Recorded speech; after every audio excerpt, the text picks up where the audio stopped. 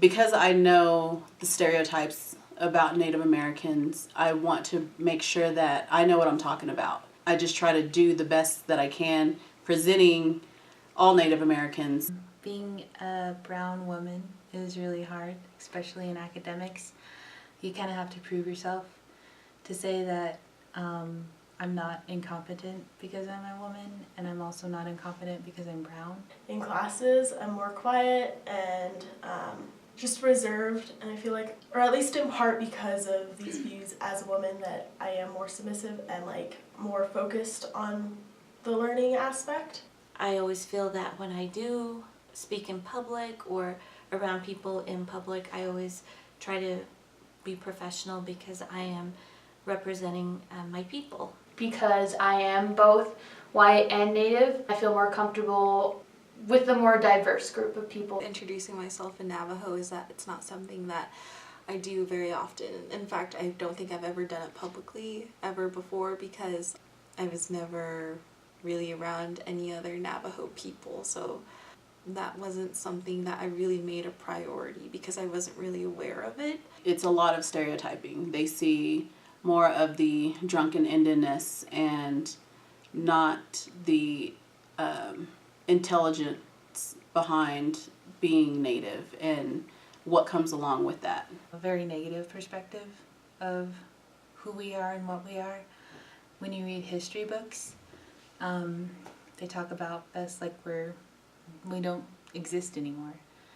And I think for the most part, left and right, regardless of political ideologies, we are pretty much misunderstood.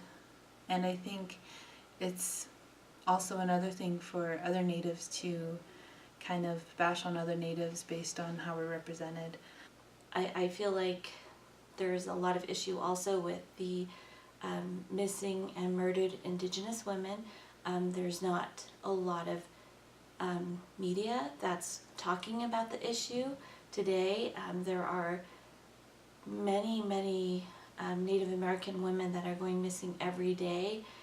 They are either being killed or they are being taken from their homes, and nobody's really talking about those missing and murdered Indigenous women.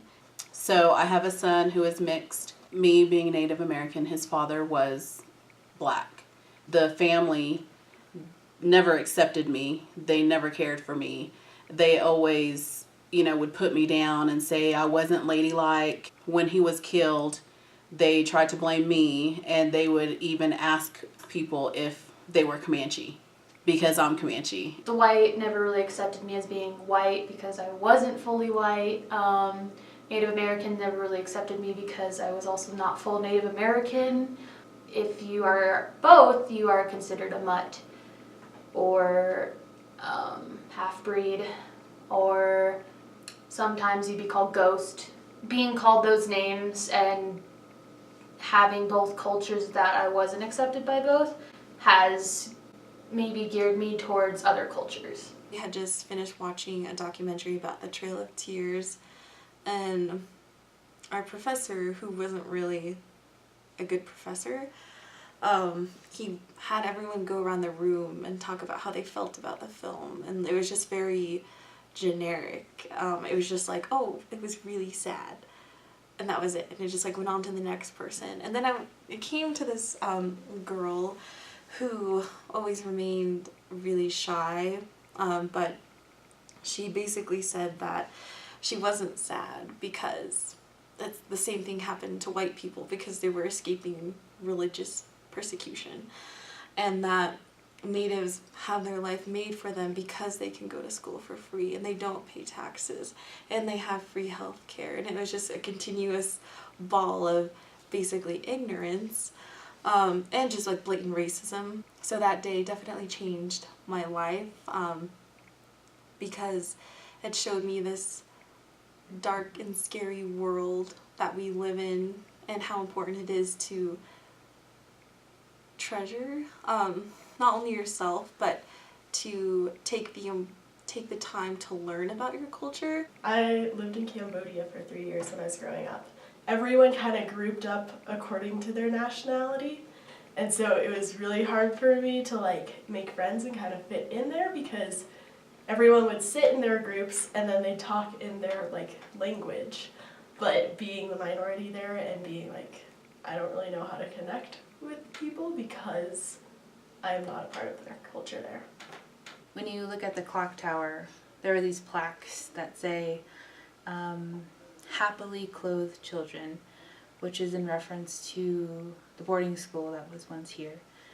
And these plaques kind of paint a picture that these children were happy and that these assimilation practices weren't harmful.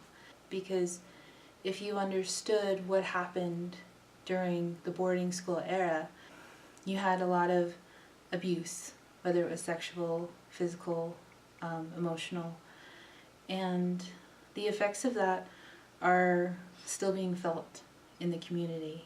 And it's kind of ironic, you have a school where individuals who are native are able to come here and have the tuition waived, but they still have to see that every day. When you see the Black Student Union that was just opened, and then you see the Native American Center and kind of the way it's grown, but when it comes to like specific issues and how they handle it, like when it comes to tobacco and commercial versus traditional. And so I feel like they can say that they want diversity, but that's just talking, and the actions that they take for it, I feel like haven't really been there. Like when you look at the faculty, like there needs to be more diversity. From what I've seen here compared to other colleges, I really feel like Fort Lewis does a lot more. And I don't know of any other colleges that actually do allow the traditional smoke to actually be smoked on their campuses, or where they allow smudging on their campuses. It's taken some time, but they are doing things to work with the Native population here on campus. Just because somebody doesn't look like they have a culture or any experience with other cultures doesn't mean they don't have a race or knowledge about that. I find that a lot of Indigenous people, like our culture is like picked, like romanticized almost, in like this like spiritual vibe, and Indigenous people are not just like fighting for just like some very small movement. It's like an everyday life. Like they're basically fighting for basic human rights. So if you're watching this and you're on campus and you see any Native college students or even any person and we're wearing regalia, any regalia, please don't touch it.